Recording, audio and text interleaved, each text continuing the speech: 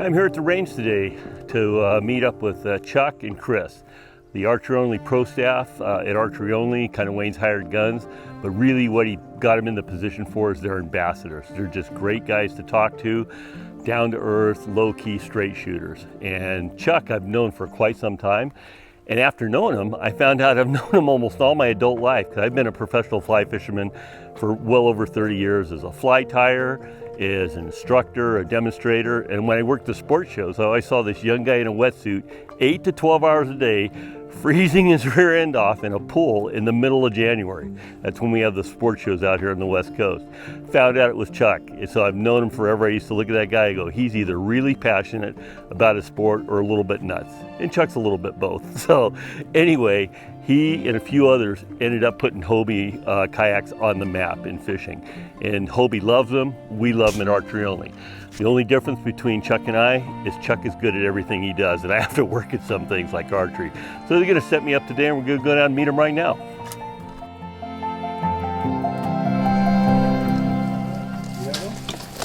Hey Chuck. Hey Chris, how's it going? Whoa, you're shooting a compound bow? Yep. So I see you decided that you want to hit your targets now. Yeah, that's what everybody's telling me. In fact, I'm blown away. I'm actually hitting stuff. And I'm hoping you guys can help me set it up.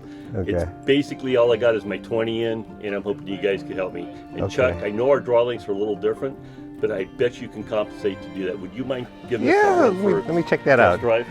So what is this? Which bow is this? It's the Venom. Okay. 33. Where do you want to put these? Okay, so these are your arrows. Yeah, I'm going to run back and watch you guys. All right. Did you dial in your 20 like Chuck told you to? Yes. Okay. All right. So let's try your 30 right now. Okay.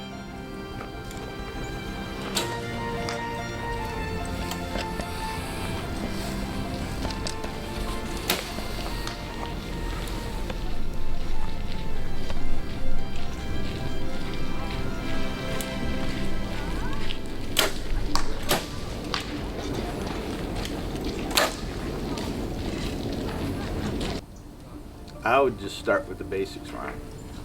So one of the things I always tell my friends when they're getting started is make sure that they have a good stance.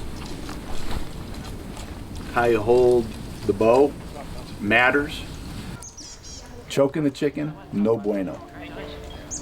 Relaxed hand like this. Pushing it with your palm, holding it just like this. One of the ways too that's kind of nice, if you point at the target, your knuckles are in the same spot. So that's one way that you can learn to do it. If you want to hold the bow, you have your wrist relaxed and up a little bit, but it's literally like you're pointing. Relax your wrist up, just hold it, just like that.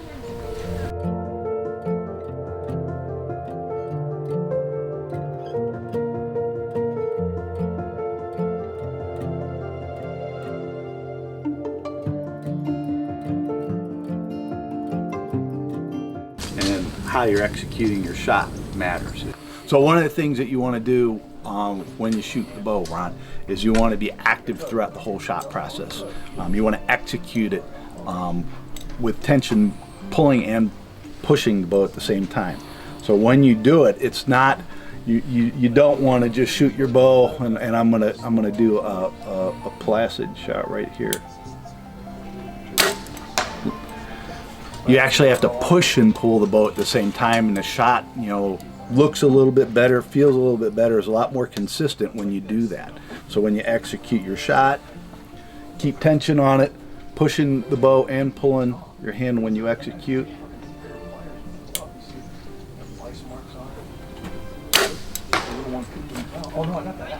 And that should look like that. If you can pay attention to those basics, you'll really set the basis for you being a great shooter long term. One of the tips I give new archers that are trying to set up their equipment is a little tip I learned a long time ago, and it's helped me tremendously, and that is just setting baseline marks for your equipment. And like on your sight, if we're going to move your sight, let's go ahead and mark where it currently is. So if I have to move it, you know, a eighth of an inch up or down, at least I know where I started from. And I have a couple tools that I use for that. One of my favorite things is a mechanical pencil.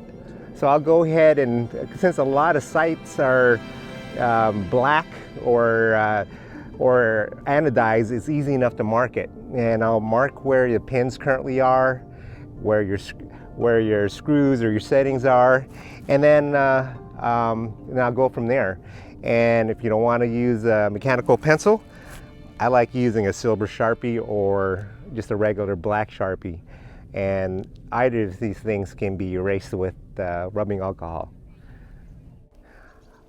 All right, so now why do I do that?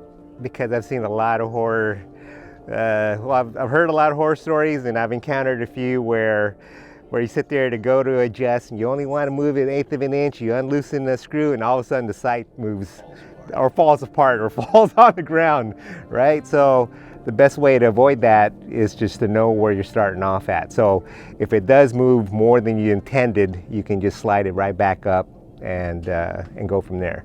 So that's why I like to mark my sight and equipment with little marks just to see if anything's moved. Okay, another thing that you could do, Ron, is find a community of shooters that shoot the style of shooting that you like to do and practice with them. Some people like to just shoot hunting bows, some people like to shoot target bows, some people like to shoot recurve bows like you used to do. You know, there's a community out there for everybody, and if you look, you'll find people in that community. You can meet up with them at a certain time, practice your discipline. If you want to get better as a target shooter, you could reach out to like Archery Only. They have target leagues that you can shoot. Some shops, you know, have bow hunter leagues for tuning people up to, you know, before they go bow hunting. So, you know, the communities are out there. You just need to go find them. In addition to what Chris was saying, I think you know, at Archery Only, you've got a couple of resources there. You got Chris, you got myself. We come out to the range almost every weekend. On Sundays is one of the days we come out here to meet. Come out and hook up with us. We'll take a look at your bow, you know, to help you set up your pins if you need to. But we're out here to pretty much, you know, help shorten the learning curve for everybody. Other thing, look what I just happen to have with me, Ron. I've got a book. Now, I know a lot of people out there don't like to read, but if you want to get better, there's a couple books that I can suggest to you. One of them is Core Archery by Larry Wise. It talks about, you know, your form and how you hold the bow, your stance, a lot of the real basic details that matter if you really want to get better. The other one is Archery Think and Shoot Like a Champion by Terry Wonderly. Again, very easy books to read, full of nuggets that will make you a better shooter. These are things that I keep around because I refer to them. They're kind of like a reference book to me, reference books if I'm having a problem or I want to remember something. It's for the most part in all these books. So Core Archery by Larry Wise and Think and Shoot Like a Champion by Terry Wonderly. You can't go wrong with those. And if you're like me and don't like to read books, I like to ask Chris what he got out of the book, give me some key points, and go from there. So Ron, I'm shooting a Hinge Release. Okay, you can shoot this way with whatever kind of release you're shooting. Chuck shoots a different type of release that most people use when they're hunting.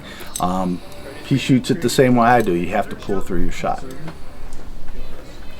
I want to add to Chris's comments about shooting a release and the follow through and all that. I want to show you a release that a lot of people are currently using. A lot of people start off with their release like this.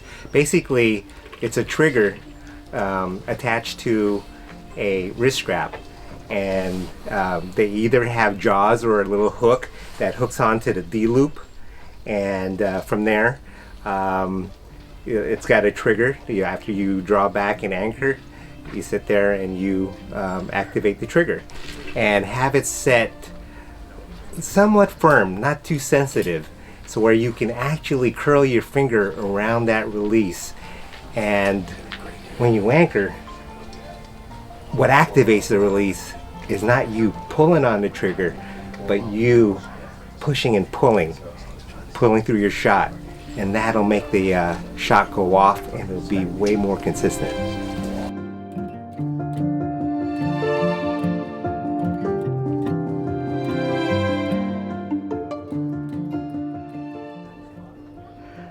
All right, Ron, let me show you what I have seen a lot of archers do, which will get you a kick off the range, and that's a Hydra. And I've seen it even look like this.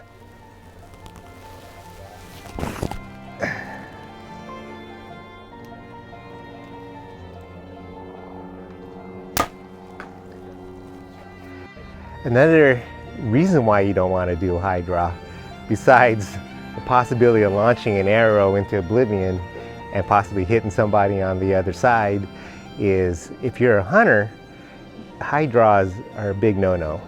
It gives away a lot of movement. If animals keying on movement, and if you're going to do a Hydra, they're going to see you.